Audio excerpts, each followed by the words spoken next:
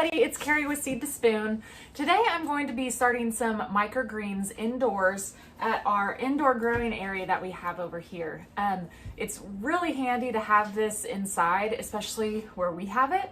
So this is, and we have a little nook area like right off of our kitchen. So this is where our microgreens are going to be. This morning I went out and harvested microgreens. It was still dark and it was really cold, but I really wanted some microgreens in my omelet this morning. So I went out and did that, and I was like, well, it'd be so much easier if I had it going in here. So I decided today was the day to get it going. If you've never heard of microgreens before, essentially what they are just baby plants. So whenever you plant them, you plant really dense, and then you'll harvest them whenever they are little baby plants, and it's super nutritious. So by doing it this way, you are getting almost like 5 times the nutrients, the vitamins that the full-size plant would have. So it's super healthy, and it's a great way to get in some extra vitamins.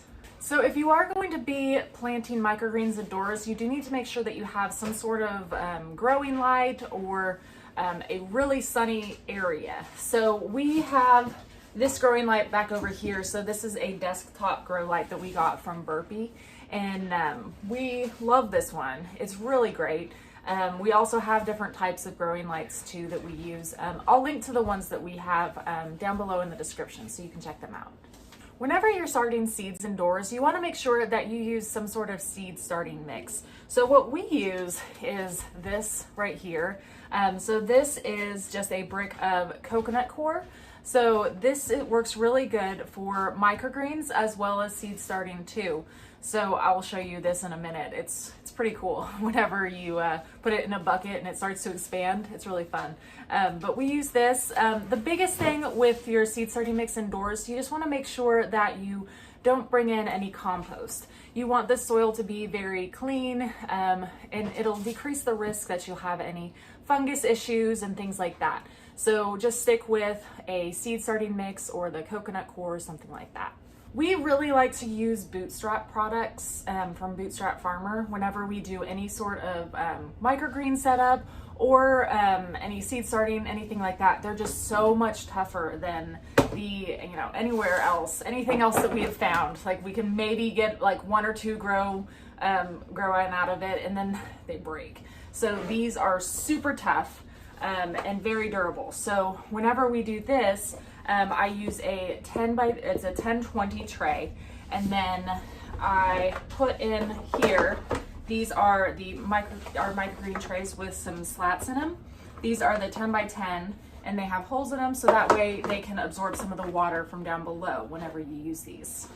So whenever I get started, I'm just going to put this coconut coir into these trays, and then I'm going to plant the seeds really dense. And I'm going to do a sprouting kale for this round that I'm going to do.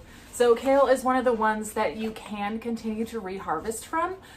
Most microgreens you will get like 1 harvest from, but kale and peas and beans, those ones are ones that you can continue to harvest from. So I'm going to try out some kale inside today.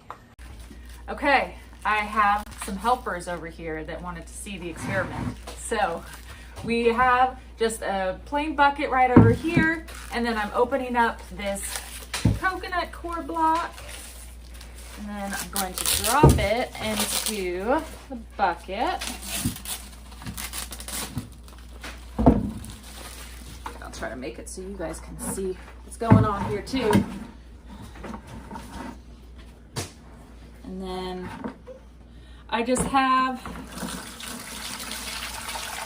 a bunch of water right here. It makes it easier if it is warm water. So we usually do warm water, and then this starts breaking up, and within 2 minutes, this brick is going to turn into soil. Breaking apart. It is breaking apart. Look at that. Yes, turning into soil.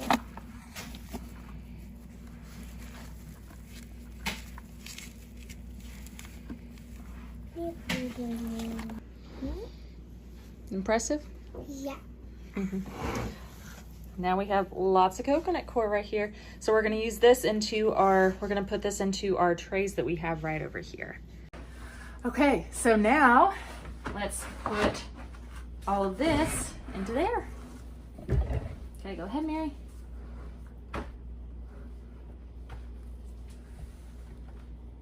This is the easiest way. Yeah. It's so warm.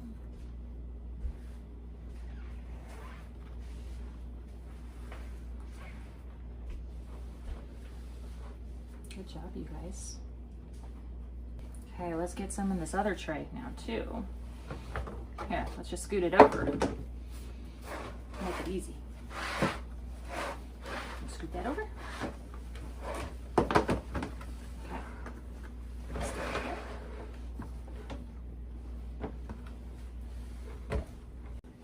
Okay, so we have our trays filled up down here, and now we are going to put a layer of seeds down. We're going to be doing some kale. You want to do it? Okay, grab a handful of seeds. I do some too. Yep. Okay, so Mary, you do this side. Junior, you do that side. Go plant them really dense right down there. Perfect. That's great, Junior. Yeah. So we're going to plant these seeds really dense, and then we're going to cover it with a very thin layer of coconut coir on top. Oh, don't drop them on the ground. We're dropping seeds on the ground.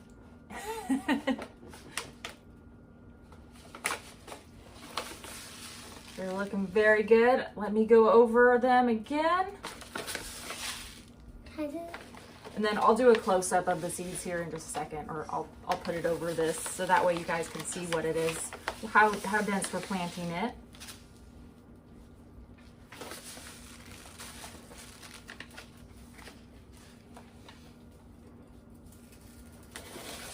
Okay, that's good. I think we're all done. Very good job, you guys. Okay, so we finished with the seeds, and now we are just going to put a thin layer of the coconut coir back over top of it, or you can just bury them slightly.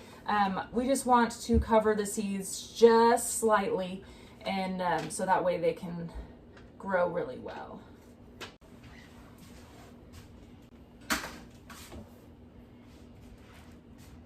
And you want to try and make sure that the soil is as flat as possible, because it's going to make harvesting it a lot easier whenever you go to harvest it.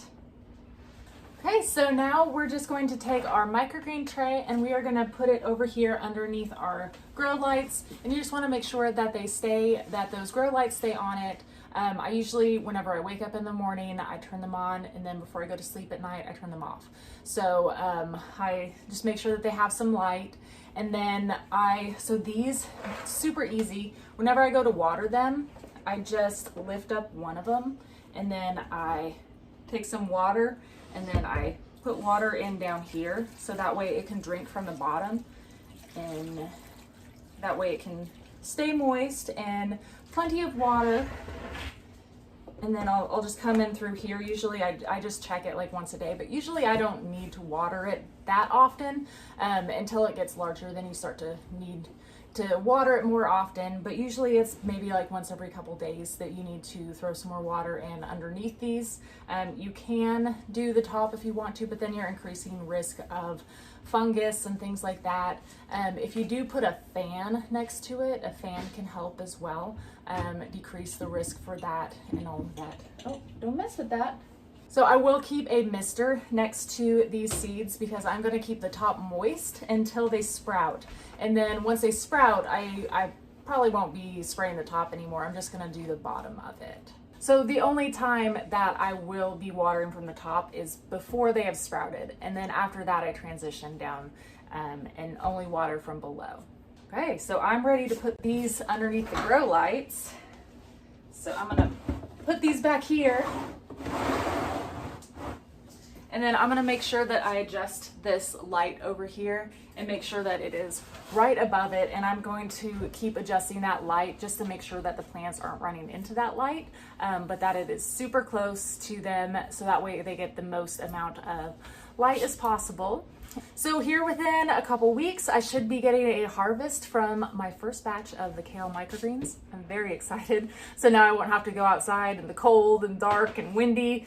So whenever I do harvest these microgreens, I love to use them in like a number of different ways. So this may not even be enough for us because we use them so often. Really in any sort of wraps, sandwiches. One of my favorite ways to use them is putting them in an omelet every morning. I mean, smoothies, really the possibilities are endless. You can use these in anything. And the kids love them. The kids even eat them straight from the garden. So these might not last very long with everybody around here. And I have a blog post that I made detailing like all of the benefits of microgreens and how to do it and all of that. So it's all put into one place for you to check out. It's at seedtospoon.net/microgreens. I'll also put that link down in the description to make it a little bit easier for you just in case too. Thank you so much for watching today and hanging out while we planted some microgreens. I will keep you updated on how these microgreens are growing. Hopefully they will be great here in a week or two, but I will let you know. See you next time.